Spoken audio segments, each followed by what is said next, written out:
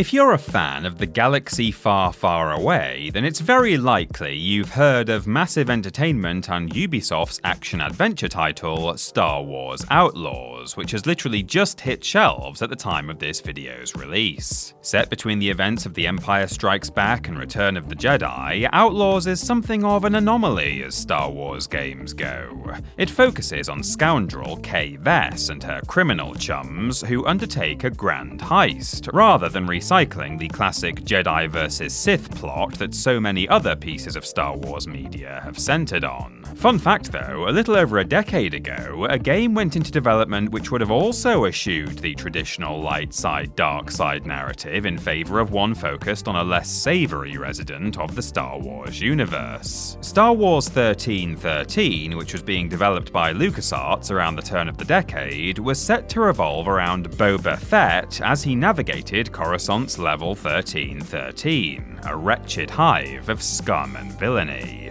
However, the project was put on hold when Disney acquired Lucasfilm in 2012, and ultimately it was shut down altogether in 2013. So what happened to 1313, the game that was arguably the original Outlaws? Why did such a promising project get so unceremoniously canned? Will we ever get to explore level 1313 for ourselves, or will we just have to make do with repeatedly watching those few episodes of Clone Wars and The Bad Batch that feature the setting? And also, what the hell is a Project Ragtag? Well, I'm Peter from TripleJump, and I'm here to answer, what happened to Star Wars 1313?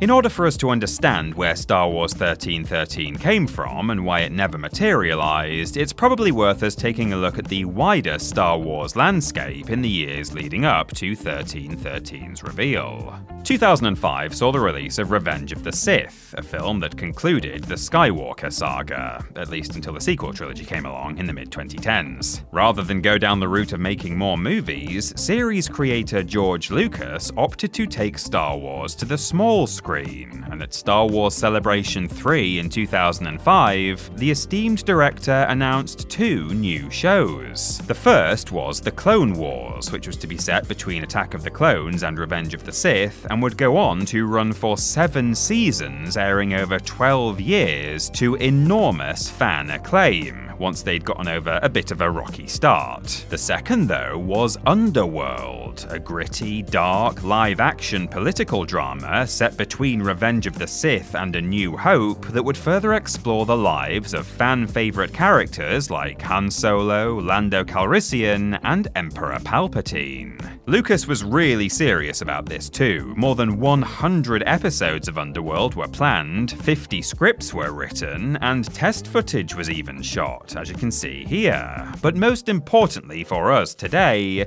the conception of Underworld also kick-started the development of Star Wars 1313. You see, Underworld was to be set in the scummy underbelly of the planet Coruscant, on that eponymous level 1313, and so the game would have served as a cross-promotional tie-in. Now, it may not have escaped your notice that you've never actually seen an episode of the Underworld show. In fact, many of you will never have even heard of it at all, and that's because the series was ultimately cancelled, with Lucas himself confirming the project was on hold due to budgetary constraints in 2010, 5 years after its announcement. Mercifully though, this did not spell the end for the video game tie-in, and actually, thanks to Underworld's lengthy production period, the developers at LucasArts were able to take their time planning, greyboxing their ideas, and ensuring that everything worked, a luxury that some teams can't always afford. Sounds like a recipe for a hit, right?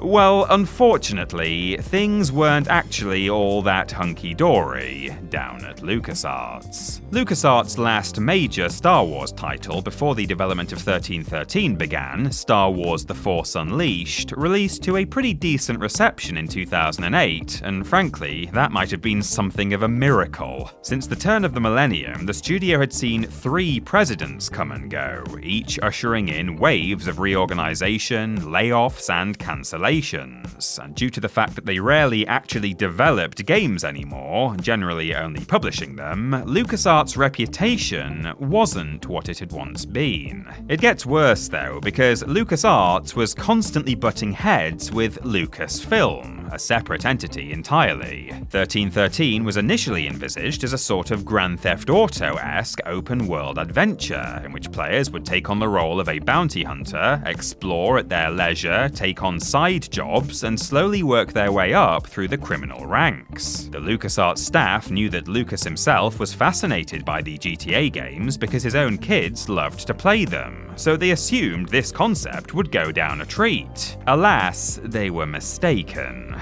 Whilst pulling together a proposal for 1313, the team at LucasArts had gotten in touch with colleagues over at Rockstar, GTA's developer, as well as some at Ubisoft, publisher of the Assassin's Creed games, and now Star Wars Outlaws, to get their thoughts on how much money and how many people they would need for a GTA-esque 1313. And the answer to both of those questions was lots. Lots and lots. Lucasfilm subsequently stated that they weren't interested in such a big investment, and this really came as no surprise, as it was an issue they had run into numerous times in the past. You see, the problem was that the vast majority of the Lucasfilm team were old-school filmmakers who weren't actually that interested in the video games world at all, and as such, didn't see the value in pumping a ton of money into the medium. Grand Theft Star Wars, then, was unceremoniously scrapped. What took its place was something more akin to the Gears of War games, a linear co-op title with a focus on cover-based shooting.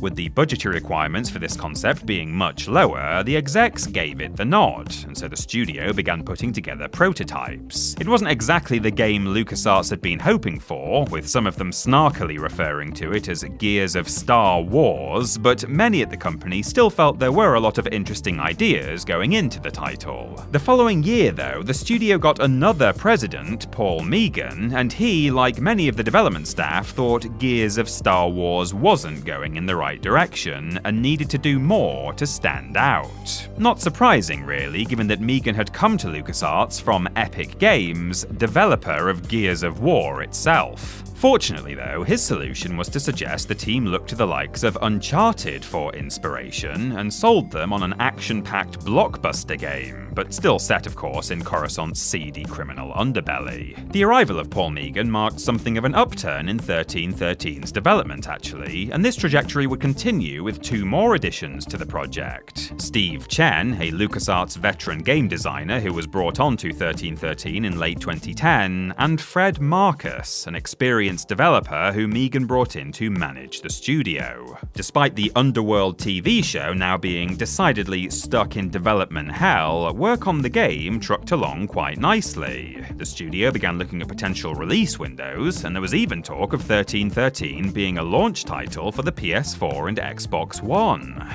But there was just one problem. George Lucas. Something you might not know about George Lucas is that he loves Star Wars. No, it's true, he's seen all of the movies more than once. Yeah, even Attack of the Clones. All jokes aside, George Lucas really does love his galaxy far, far away, and it turns out he was actually rather excited about what Star Wars 1313 was shaping up to be. So much so that he just had to get involved. Now, in and of itself, his enthusiasm was great for LucasArts. I mean, who wouldn't want George Lucas to be excited about what you're working on or chipping in on cool little bits of world building?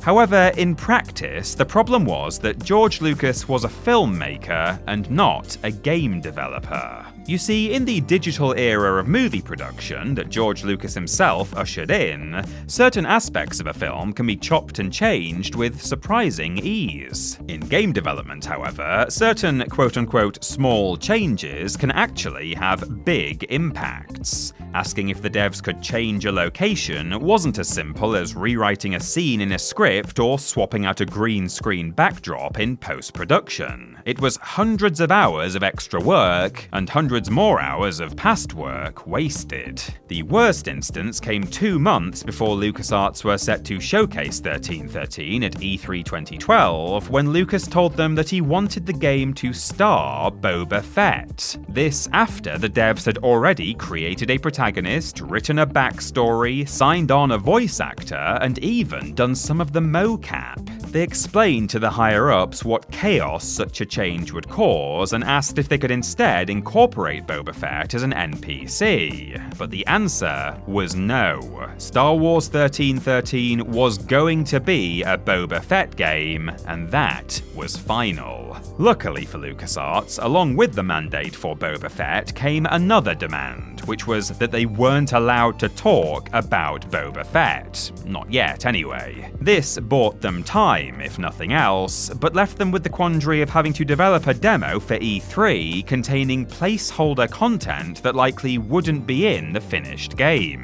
Furthermore, execs began piling pressure on LucasArts to show something that would really impress the expo goers, and with the situation at the studio being volatile, the team knew that if the demo was a failure, it could mean the project getting the chop entirely. Thankfully though, when they showed their completed tech demo at E3 2012, people went nuts for it. Skeptics did wonder if the studio was actually capable of achieving all that the demo showcased, but on the whole, people were buzzing. Back at LucasArts though, implementing Fett was proving to be a massive pain in the bobas. You see, Boba Fett is most famous for two things. One, falling into the Sarlacc pit in Return of the Jedi, and two, his sweet jetpack. The problem was, the devs had so far been developing a game world for a character who did not have a jetpack, and as such, they were forced to redesign a whole bunch of stuff, and not just level geometry, but animations, sound design, enemy behavior, and more. It also looks like they came up with a story reason why Boba would be without his jetpack for at least a portion of the game, if the leaked footage is anything to go by.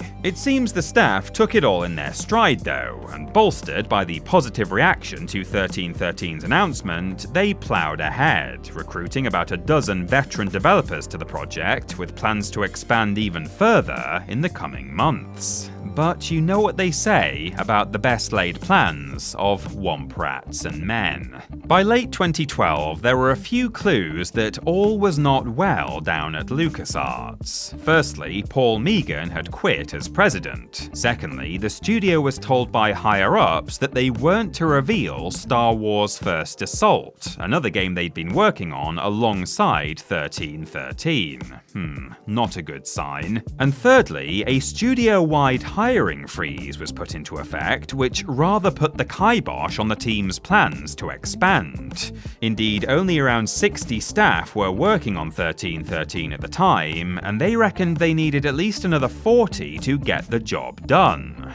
Still, they were assured it was only a temporary measure, and so, despite feeling a bit confused by the move, they pressed on regardless. Then, in October 2012, something happened that made everything make sense. Disney were buying Lucasfilm, and by extension, LucasArts too. Of course they weren't allowing them to hire more people. What would be the point if Disney, who were more interested in making Star Wars movies than they were video games, were potentially about to come along and pull the plug? Fortunately though, Lucasfilm's execs assured concerned parties that 1313 was still going ahead as planned, and that the Disney takeover would have no impact on current projects. Great! Or at least it would have been if Disney CEO Bob Iger hadn't said on a conference call that he had no intention of keeping the development of Star Wars video games in-house, preferring to farm duties out to other studios. With the writing on the wall, several members of the 1313 team, including Fred Marcus, decided to quit, and although creative director Dominic Rebillard stayed on, the team's already massive problem was worsening, because not only did they not have enough staff to begin with and were now actively losing staff, but that hiring freeze meant they couldn't even replace the ones who were being lost. For months then, the developers were left in purgatory, not knowing if they would ever get the staff they needed to complete the project, or if Disney even had any interest in it at all.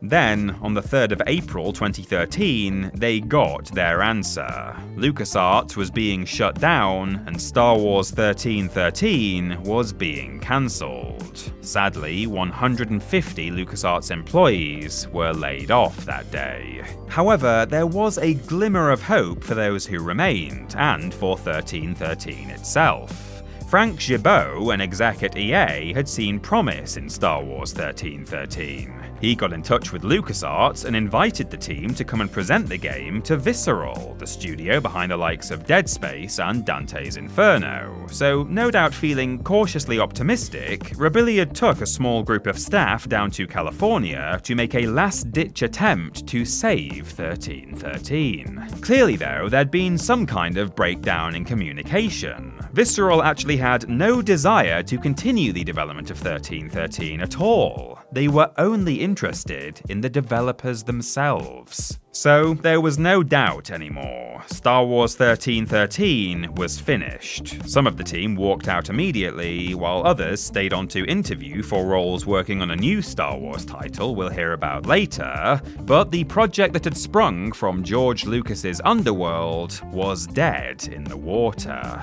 Rebellion sent out a heartfelt email thanking the team for everything they'd done, employees said their final farewells to the studio, and with that, LucasArts, as we knew it then, was shuttered for good.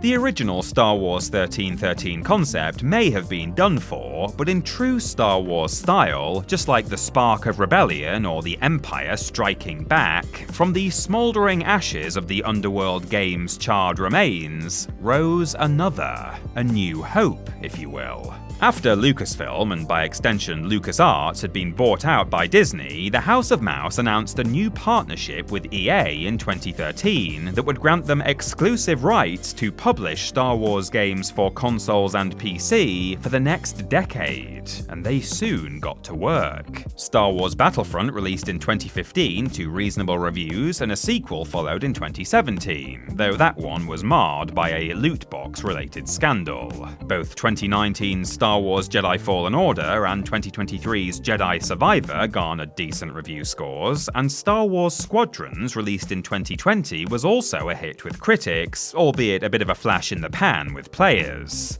But what of this new hope for Outlaws fans? Well, one of the first things EA did after the Disney takeover was assign a Star Wars project to Visceral. The premise of this new game did away with all of that Force-related wizardry and instead focused on the rebels and the more military side of the galaxy. Project Ragtag, which is for the record the only name we ever got, was aiming to tell a story similar to those in Solo and Rogue One. The game was set to star a Robin Hood-esque hero who doesn't always operate on the right side of the law, and who would undertake a heist in order to further the cause of the Rebel Alliance. The plan was to have players controlling the protagonist from a third-person perspective, with gameplay similar to that found in, oh look, the Uncharted series. Any of this sounding familiar yet? It's difficult to know exactly how much of 1313's concept was literally brought across to this project wholesale, but there's no denying some of the fundamental similarities. And speaking of Uncharted, it was that series' creator, Amy Hennig, who was placed on directorial duties for Ragtag. Oh, great. So surely with her expertise, a solid premise, an already proven interest from the fanbase in a 1313-esque game, and a veteran development studio at the helm, there was nothing that could go wrong.